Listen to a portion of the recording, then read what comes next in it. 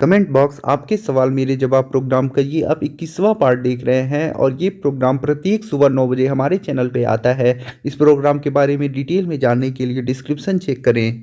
तो चलिए comment box आपके सवाल मेरे जवाब प्रोग्राम का ये हम 21वां पार्ट स्टार्ट करते हैं। वीडियो में आगे बढ़ने से पहले मैं आप लोगों से एक बात बोलना चाहूँगा कि अगर आपने अभी तक हमारे चैनल को सब्सक्राइब नहीं किया है तो चैनल को सब्सक्राइब करके बेल आइकन को ज़रूर दबा लें।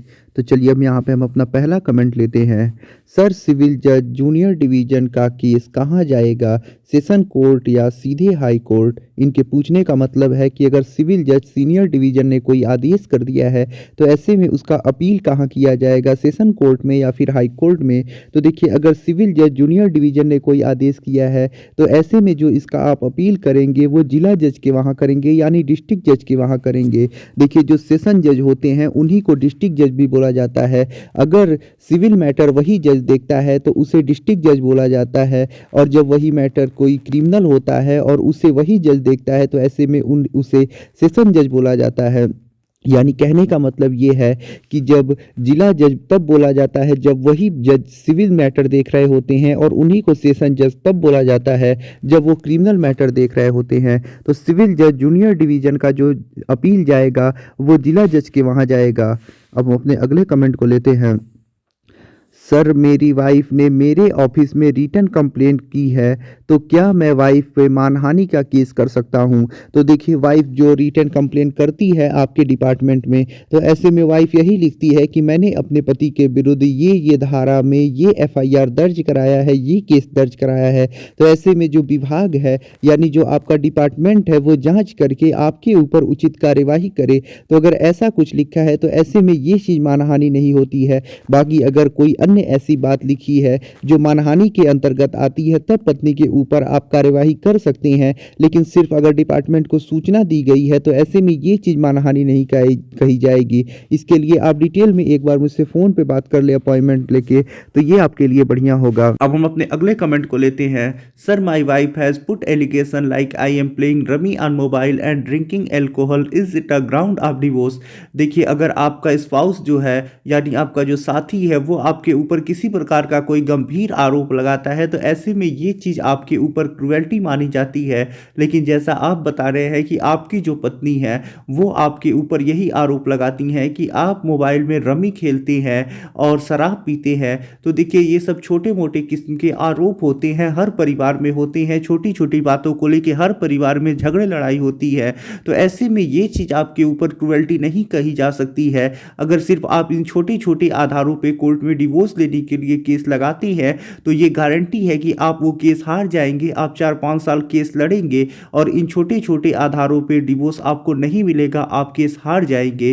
तो ये सब जो आधार आप बता रहे हैं ये आपके लिए डिवोर्स का ग्राउंड नहीं बनेगा, आप इसके आधार पे डिवोर्स नहीं ले सकती हैं। अब हम अपने अगले कमेंट को लेते हैं।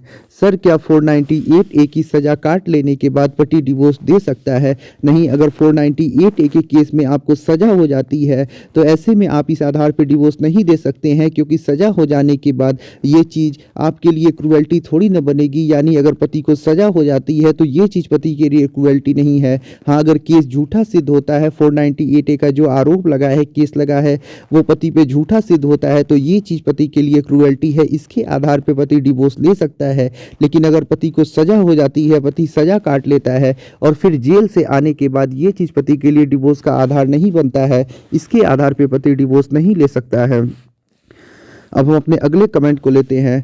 सर, अगर मेरे वाइफ ने मेरे ऊपर झूठे एलिगेशंस लगाए हैं लीगल नोटिस में, अभी वो आगे कुछ एक्शन नहीं ले रही है तो क्या काउंटर केस डाल सकता हूँ लीगल नोटिस के बेस पे?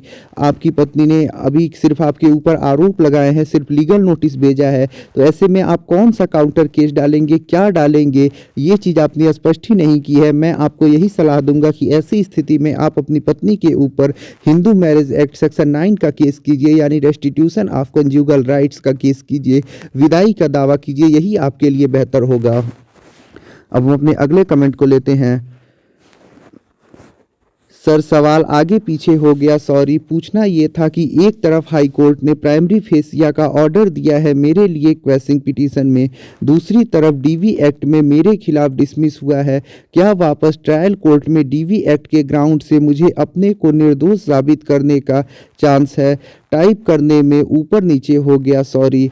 देखिए, अगर आप 498A केस को क्वेश्चन के लिए गए हैं और ऐसे में प्राइमरी फेसिया के आधार पे आपके एप्लीकेशन को रिजेक्ट कर दिया गया है और दूसरी तरफ आपकी पत्नी ने डीवी एक्ट का भी केस किया है जो मजिस्ट्रेट के कोर्ट में डिसमिस हो गया है, तो ऐसे में अगर पत्नी ने 498A केस में भी वही आरोप लगाए हैं, डीवी केस में भी वही आरोप लगाए हैं, तो अभी आपका 498A केस का भी ट्रायल चल ही रहा है। तो ऐसे में जब आप डीवी केस से बरी हो चुके हैं तो ऐसे में आपको 498A के केस में इसका ज़रूर फ़ायदा मिलेगा।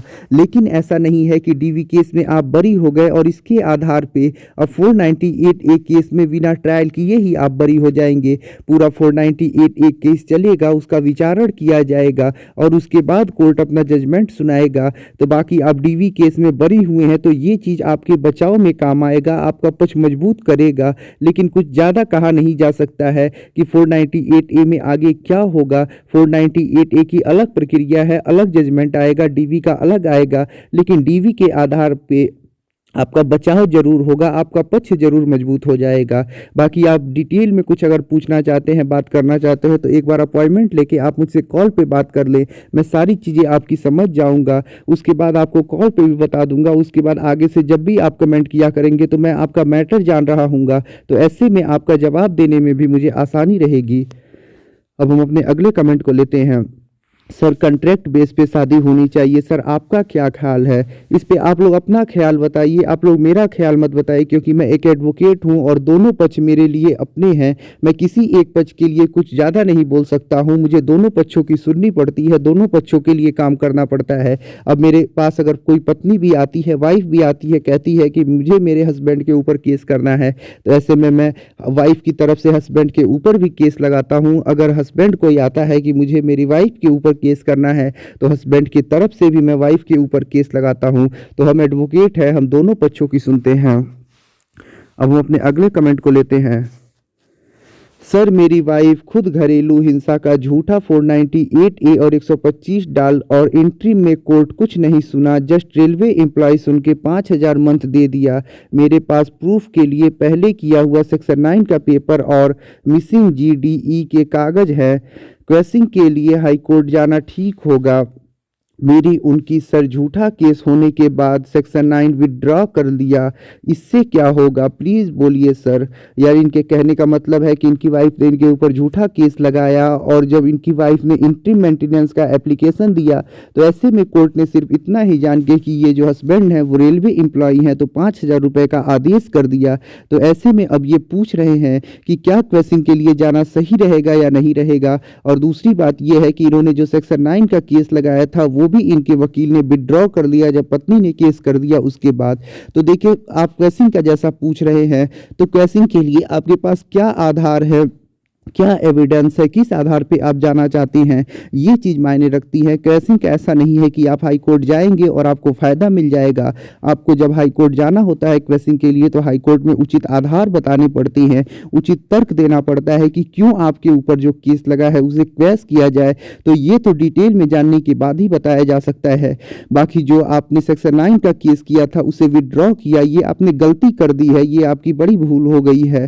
तो ऐसे में इससे आप ही का पक्ष कमजोर हो रहा है। तो आपके लिए बेहतर होगा कि आप एक बार मुझसे डिटेल में कॉल पे बात कर ले, अपॉइंटमेंट लेके। मैं आपकी सारी समस्या सुन लूंगा, जान लूंगा, उसके बाद मैं आपको बेस्ट सॉल्यूशन बता दूंगा कि क्वेश्चन के लिए जाना चाहिए कि नहीं जाना चाहिए।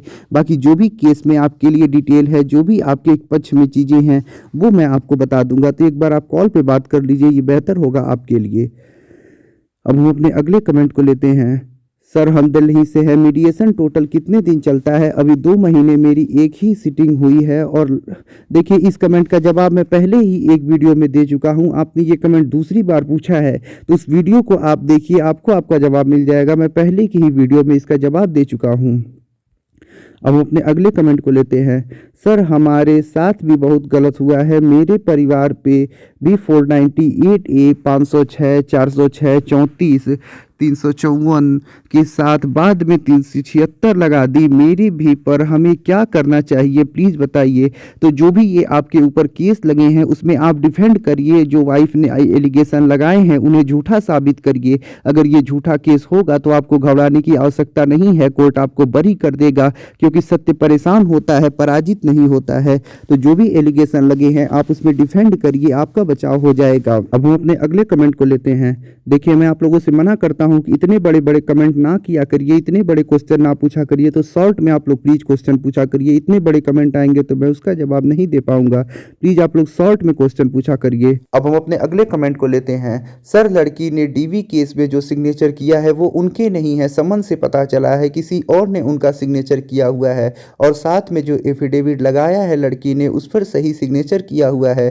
क्या कोई बेनिफिट मिल सकता है लड़के वालों को इस बात का, as it is a case of forgery and contempt of court? जी हाँ, बिल्कुल। अगर लड़की ने फर्जी सिग्नेचर किया है, लड़की की जगह पे किसी और ने सिग्नेचर कर दिया है, तो आप इस बात की कोर्ट को सूचना दीजिए, कोर्ट में इसके लिए प्रार्थना पत्र लगाइए। अगर आपकी बात कोर्ट सही पाता है तो ऐसे में जो कोर्ट है पत्नी के ऊपर इस फर्जीवाड़े के लिए केस दर्ज कराएगा। अब हम अपने अगले कमेंट को लेते हैं। देखिए, इतने बड़े बड़े कमेंट आएंगे तो मैं इसका जवाब नहीं दे पाऊंगा, तो प्लीज़ आप लोग शॉर्ट में क्वेश्चन पूछा करिए। अब हम अपने अगले कमेंट को लेते हैं। देखिए, यहाँ पे एक और बहुत बड़ा कमेंट आया है। अब इतने बड़े देखिए आप लोग कमेंट आए तो कैसे इसको पढ़ा जाए, कितना समय लग जाएगा इसे पढ़ने में और जवाब देने में, कितनी लंबी वीडियो बन जाएगी। तो प्लीज़ आप लोग शॉर्ट में क्वेश्चन पूछा करिए, इतने बड़े बड़े कमेंट करके ना पूछा करिए। आप लोग शॉर्ट में क्वेश्चन पूछेंगे, उसी का मैं जवाब दे पाऊँगा। अब हम अपने अगले कमेंट को लेते हैं। सर, डीवी एंड 125 में क्रॉस एंड एविडेंस स्टेज दोनों में हो गई, दोनों केस अलग अलग स्टेज में हैं। अगर डीवी में पहली में डिस्चार्ज हो जाता तो 125 में भी पूरा ट्रायल होगा। जी हाँ, बिल्कुल होगा। अगर आपके ऊपर कोई दो केस चल रहा है, जैसे मान लीजिए 125 सीआरपीसी का और डीवी एक्ट का, ऐसे में 125 सीआरपीसी आपके ऊपर जो केस हुआ है उसमें आप जीत जाते हैं, आपकी पत्नी ने जो मेंटेनेंस की मांग की है, जो केस किया है, वो केस खारिज हो जाता है। तो ऐसा नहीं है इसी के आधार पे डीवी का केस है वो बंद हो जाएगा वहीं पे, ऐसा नहीं है। डीवी की केस की भी पूरी प्रक्रिया चलेगी और उसके बाद उसका भी जजमेंट आएगा। लेकिन अगर एक केस में आप बरी हो जाती हैं, एक केस में आपको सफलता मिल जाती है, तो ऐसे में दूसरे केस में भी सफलता मिलने का चांस आपके लिए बढ़ जाता है। लेकिन इस चीज़ की गारंटी नहीं है कि आपको सफलता मिल ही जाएगा, लेकिन हाँ ये है कि आपकी सफलता मिलने की चांस बढ़ जाती है। तो जो आपका क्वेश्चन है कि अगर एक केस समाप्त हो जाता है तो क्या दूसरा भी उसी के आधार पर समाप्त हो जाएगा बिना ट्रायल चलाए, तो ऐसा नहीं है। दूसरा वाला जो केस है उसका पूरा विचारण चलेगा, उसके बाद उसमें भी जजमेंट आएगा। अब हम अपने अगले कमेंट को लेते हैं। ये लॉ नहीं एक फ्रॉड है पूरे मैन के साथ, पैट्रिक ऑन होल सिस्टम। जी हाँ, बिल्कुल। अगर मैटेरियल रेप का कानून आ जाता है और ये सख्त प्रावधान इसमें नहीं होते हैं तो इसका बहुत ज़्यादा मिसयूज होगा, ऐसे में पुरुषों के लिए बहुत बड़ी दिक्कत आने वाली है। अब हम अपने अगले कमेंट को लेते हैं। जरूर पिछले जन्म में कुछ पाप किया जो इंडिया में पैदा हुआ, इंडिया की जुडिशरी ही इंडिया के लिए सबसे बड़ा खतरा है। अब हम अपने अगले कमेंट को लेते हैं। सर, ये कंफर्म हो गया कि इंडिया लॉ इज सुपर से भी ऊपर, मुझे शर्म आती है ऐसे कानून पर, यहाँ धोखेबाज ही सक्सेस है। अब हम अपने अगले कमेंट को लेते हैं। बिल्कुल सर, सर तो चकरा ही गया हमारा। अब हम अपने अगले कमेंट को लेते हैं। सर, सेम थिंग मेरे साथ भी हो रहा है, पर सर एक्स पार्टी किसके फेवर में जाना है? तो देखिए, अगर आपने सेक्शन 9 का या फिर कोई भी ऐसा केस किया है जो सिविल केस है जिसमें एक्स पार्टी ऑर्डर होता है, तो ऐसे में अगर विपक्षी पार्टी हाजिर नहीं होती है तो ऐसे में यही ज़्यादा चांस होता है कि जो वादी होता है जिसने केस किया है उसी के पक्ष में वो केस जाएगा। अगर वादी सही से सबूत देता है, ऐसे सबूत देता है, जो बात कह रहा है उससे वो बात साबित हो रही है, तो ऐसे में यही चांस होता है कि उसी के पक्ष में जाएगा। क्योंकि जब एक्स पार्टी ऑर्डर होता है तो उसमें विपक्षी नहीं होता है, कोई क्रॉस एग्जामिनेशन करने वाला नहीं होता है, आपके सबूतों की उतनी जांच पड़ताल नहीं होती है, तो कोर्ट को उसी के आधार पर फैसला सुनाना होता है। तो जो एक्स पार्टी ऑर्डर होता है उसमें ज़्यादा चांस यही होता है कि वो वादी के पक्ष में जाएगा। तो जो भी आज के कमेंट आए थे मैंने उनका जवाब दे दिया है। बाकी ये सब जो कमेंट है उनका पहले ही मैं जवाब दे चुका हूँ। तो आशा करता हूँ इस प्रोग्राम के जरिए आपको काफ़ी कुछ नया सीखने को मिला होगा। तो एक बार फिर से मैं आपसे कहना चाहूँगा कि अगर आपने चैनल को सब्सक्राइब नहीं किया है तो चैनल को सब्सक्राइब करके बेल आइकन को ज़रूर दबा लें। मिलते हैं नए वीडियो के साथ अगले दिन, तब तक के लिए जय हिंद, जय भारत।